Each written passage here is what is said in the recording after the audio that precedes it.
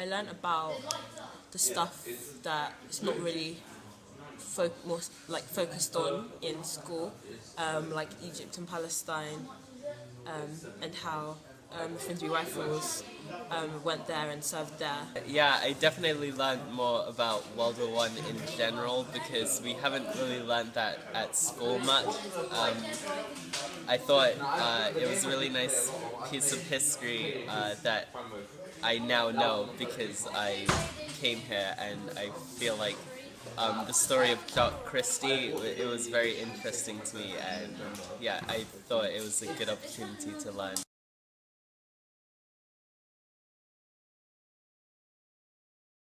Since I'd obviously, not knowing much about it, only thought of it as between England and Germany, it surprised me how widespread it was, how it went through Turkey and Egypt and sort of India, and how the whole Ottoman side of it, which I hadn't thought about. That was surprising. There was a lot more fronts than the Western Front, which a lot of people think about when they think World War II or trenches. Yeah, it was a lot more, like World War I is a lot more global than it actually what I thought it was. I thought it was just a European war, but I guess that's why they call it World War. It was in Egypt as well, and I didn't know that before.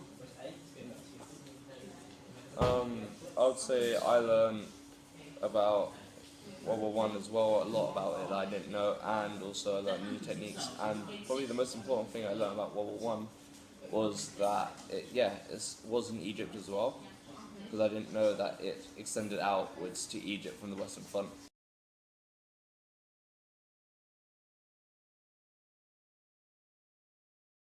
I know a lot more since we've been focusing on the Egyptian campaign, obviously, about that especially, but just in general, how this came about and what role we had in it, especially the Finsbury Rifles, our local regiment.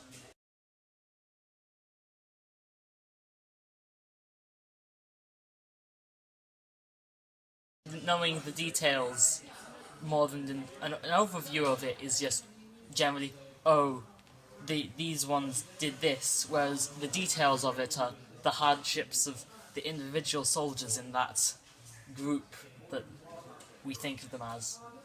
Yes. Often you'd think of soldiers as one, but it's really separating.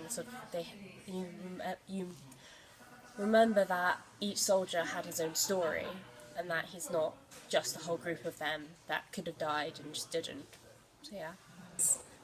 There were some more light-hearted things that I actually didn't know about, like challenges in betting and climbing pyramids and like fun and jokes and things like that. I didn't know that that was also a part of the war, because when it's described to me, it's usually just about fighting and destruction and all these bad things, but there are lots of opportunities where friends were made, and yeah, I thought I learned much more about that as well.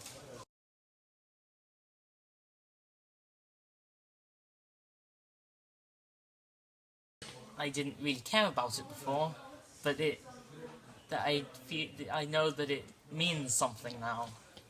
Yeah. It has, in some senses, with the differences in officers, and especially how they treated the local Egyptian guides. Because of course when you're learning about it, you don't think about the British being wrong, or anything they do is wrong, but then finding out that they were brutal towards the guides, it was sort of, yeah.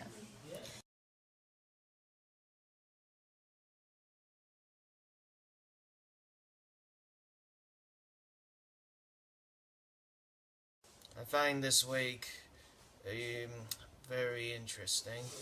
I was nervous getting to know other people, and working as a team is hard work.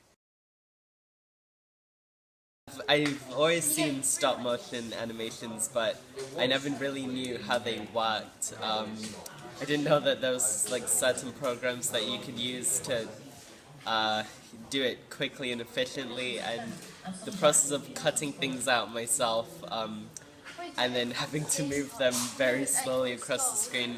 I thought that was, it did take a while, but I thought it was cool because everything was really original and made by us, so yeah, I thought that was good. I find it really fun, like making the props and like arranging all of the props into like specific order to like make the movements look fluid and like really so they could like fit together properly.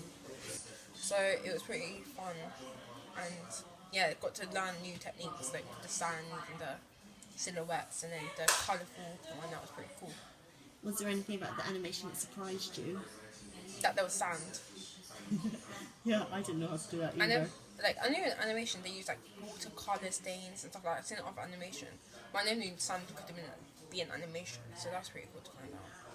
I feel I know how to do these forms of animation, which I didn't know how to do before quite well, and just the actual doing it was useful, and we've developed our skills with that a lot.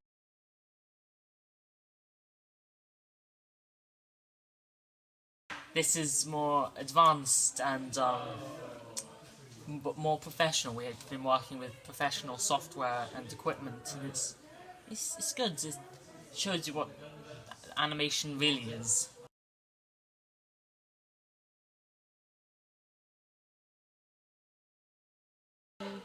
I enjoy just seeing the stories come to life. Yeah. It's inspired me to be more creative because it pays off even though it takes quite a while, and the fact that it's going to be shown to other people, I can be proud of it in that sense. So, yeah. Did you enjoy doing any of the making, or Yeah, I did enjoy making. what did you make? I made some kind of treasure. Like when it's done after you animate that day, like relief. But if it's like really cool how you animate it, it's like, or like, oh my god, that's so cool, I just done that kind of thing. You get this sense of self. What's the word? Pride. Yeah, self pride. Yeah.